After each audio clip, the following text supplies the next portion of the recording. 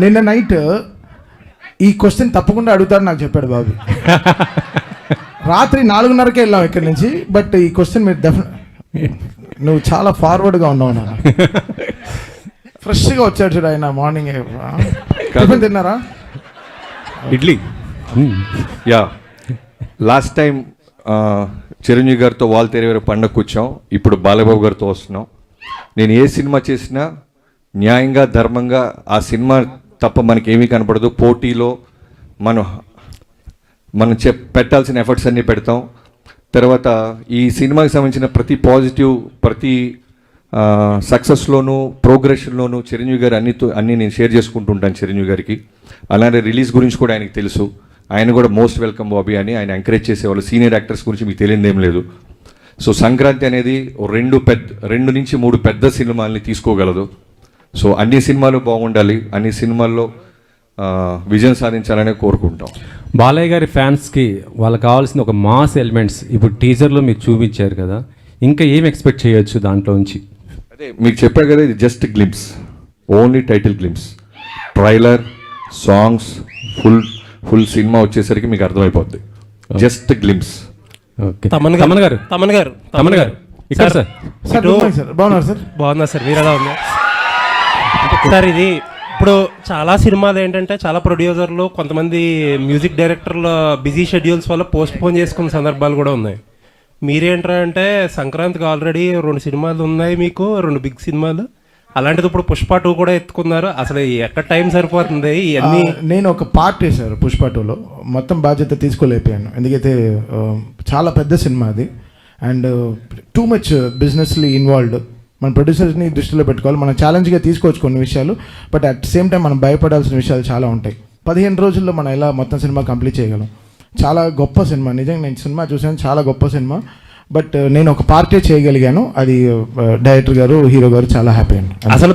అసలు మీరు అంటే మీరు ధైర్యంగా చేసేస్తున్నారు, మీ ప్రొడ్యూసర్స్ని కూడా ధైర్యంగా ఉంచుతున్నారు. అది బ్యూటీ ఆఫ్ దిస్ ఫిల్మ్. అంతే కదండి, ప్రొడ్యూసర్స్ అనేవాళ్ళు మనకి మదర్స్ లాగా, వాళ్ళ they are like so important. వాళ్ళు లేకుండా మన ఇండస్ట్రీ ఎలా జరుగుతుంది?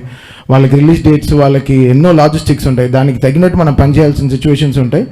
So always I'm on the producer side అండి. సో వాళ్ళు సినిమా రిలీజ్ చేయాలనుకుంటున్నారో I try to give them confidence and అది నా భుజాల మీద వేసుకుని I try to finish my. Thank you అండి, looking for. Thank you sir. Thank you sir. Vamshi garu ఇక్కడ. వంశీ గారు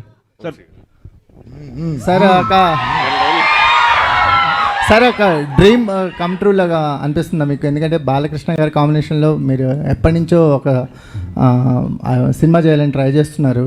ఇప్పుడు విజువల్స్ చూసిన తర్వాత ఒక ఐ ఫీస్ట్ కనిపించింది. నిజంగా ఒక ఫ్యాన్ ప్రొడ్యూసర్ అయితే ఎలా ఉంటుందో ఆ రేంజ్ కనిపించింది విజువల్స్లో కానీ, అపీరియన్స్లో కానీ, బాలకృష్ణ గారి అపీరియన్స్లో కానీ. సంక్రాంతికి ఒక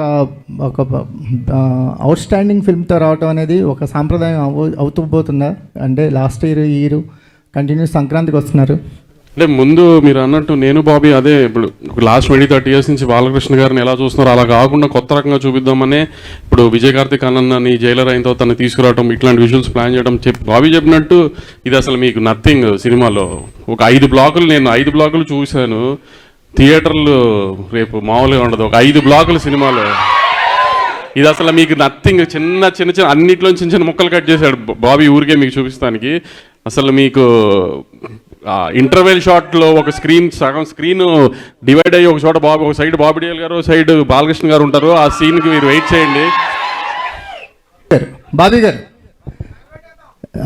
సార్, అంటే ఇద్దరు మాస్ హీరోస్తో పనిచేసిన ఎక్స్పీరియన్స్ అంటే వాల్టర్ వేరే గారు, చిరంజీవి గారు కావచ్చు, అంతకుముందు మాస్ మహారాజు గారు అయినా, ఇప్పుడు బాలకృష్ణ గారైనా, ఈ ఎక్స్పీరియన్స్ అనేది ఈ జర్నీని ఎలా చూస్తారు మీరు? బాలకృష్ణ గారితో ఈ జర్నీని ఎలా చూస్తారు? బాలకృష్ణ గారితో జర్నీ అనేది ఎలా ఉంటుందంటే, డైరెక్టర్ అంటే నిజంగానే ఆయన ఒక ఇంటర్వ్యూలో చెప్పినప్పుడు నిజంగానే అనిపించింది. ఒక స్టేట్మెంట్ ఇచ్చాడు ఆయన ఒక సినిమా ఇంటర్వ్యూలో, డైరెక్టర్ అంటే మా నాన్నగారులాగా అని. నిజంగానే ఉంటుందా? ఒక డైరెక్టర్ నాన్నగారులాగా చూస్తారనుకున్నాను, కానీ నిజంగా చెప్తున్నాను, హీ విల్ కమ్ లైక్ ఒక స్కూల్కి వెళ్తున్న పిల్లోళ్ళలాగా వచ్చి, నాకేం తెలియదు మీరు చెప్పండి చేస్తాను. గుర్రం ఎక్కంటే ఎక్కుతారు, తల నరుకంటే నరుకుతారు, కొండ మీద నుంచి దూకాలంటే దూకుతారు, ఎనీథింగ్ మీరు ఏం చెప్తే క్లీన్ వైట్ పేపర్. అలాంటి హీరో నేను ఇప్పటిదా చూడలే. అంటే మీకు అదే చెప్తున్నా కదా, నేను చాలా దాచుకోవాల్సి వస్తుంది, ఎందుకంటే చాలా ఈవెంట్స్ ఉంటాయి. నాకు తెలుసు ఈ సినిమా మా టీం అందరం చూసి చెప్తున్నాం. అన్ని ఈవెంట్స్ వస్తాయి, సెలబ్రేషన్స్. ఒకటైతే చెప్తాను, దాచుకున్నది యాక్చువల్గా మిడ్ నైట్ 1:30, 2 o'clockకి షూట్ జరుగుతుంది. 2:00 మీకు తెలియదు ఏం లేదు. జనరల్గానే యంగ్ హీరోసే టైర్డ్ అయిపోతారు, నైట్ షూట్ అంటేనే నైట్ షూటా అంటారు. అలాంటిది ఆల్మోస్ట్ 13 రోజులు 14 రోజులు ఒక ఎపిసోడ్ తీసాం. నైట్ 2 o'clockకి విపరీతమైన చలి. ఆ చలిలో గుర్రం ఎక్కాలి. నేను ఆయనకి చెప్పకుండా డూప్ని ఏదన్నా బ్యాలెన్స్ చేద్దామా అంటే వీణొచ్చి గుర్రం నేను కదా ఎక్కాలి అని ఆయనే గుర్రం ఎక్కి ఒక అడవిలో గుర్రాన్ని పరిగెత్తిస్తూ చేతిలో బర్న్ అవుతున్న ఒక స్వోర్డ్ని పట్టుకొని చేసాం. ఒక చిన్న మూమెంట్ క్యాప్చర్ చేసాం. సో అది మీకు మీరే ఆలోచించండి ఎలా ఉంటుందో. అలాంటిది ఒక డైరెక్టర్గా విట్నెస్ చేస్తున్నప్పుడు ఒక హీరో చేస్తుంటే ఎంత కిక్ వస్తుందో మనకి. అది బాలయ్య గారితో స్పెషల్. డైలాగ్స్ మీకు స్పెషల్ ఉంది సార్. బాలకృష్ణ గారి డైలాగ్స్కి ఒక